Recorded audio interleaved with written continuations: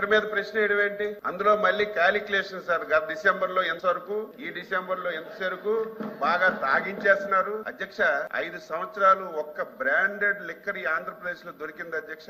ఆంధ్రప్రదేశ్ లో చాలా మంది అధ్యక్ష ఆ రోజు బూమ్ బూమ్ ప్రెసిడెంట్స్ మెడల్ అని చెప్పి టీ దుకాణంలో టీ చేసి వెంటనే ఇస్తే తాగేసేటట్టుగా సొంత కంపెనీల్లో లిక్కర్ తయారు చేసి, నాసిరకం లిక్కర్ తయారు చేసి ప్రజల ప్రాణాలతో ఆడుకుని ఆ రోజు చాలా మంది ఇతర రాష్ట్రాల్లో బ్రాండెడ్ సరుకు అంతా తెచ్చుకొని వాటికి ట్యాక్స్ లేకుండా ఆ రోజు తాగారు. ఈ రోజు అదంతా స్ట్రీమ్ లైన్ చేసి, కట్టడి చేసి ప్రతి పైసా ప్రభుత్వ ఆదాయానికి తీసుకొస్తుంటే దానికి డొంక తిరుగుడుగా మీరు ఎక్కువ తాగించేస్తున్నారని ప్రశ్న వేయడం సబబు కాదు. బెల్ట్ షాపుల గురించి మాట్లాడు. 2014-24 మధ్యన ఏ మార్కెట్ లోకి వెళ్ళినా సరే కొత్త రకం ప్యాంట్లు వచ్చాయి అధ్యక్ష. నేను కూడా చూశాను. ఒక ప్యాంట్ కి 15 పాకెట్లు ఉండే. ఏంటి 15 పాకెట్లు ప్యాంట్ దొరికిందంటే 15 బాటిల్స్ పాకెట్ లో పెట్టుకుని ప్రతి ఇంటికి వెళ్లి డోర్ డెలివరీ చేసి మద్యం తాగించిన వాళ్ళు ఈ రోజు బెల్ట్ షాపుల గురించి మాట్లాడుతున్నారు. నేను వైసీపీ ఎమ్మెల్సీలకి నేను ఒకటే కోరుతున్నాను. వైసీపీ సభ్యులు లిక్కర్ మీద కొసినేసిన, ఇసుక మీద కొసినేసిన,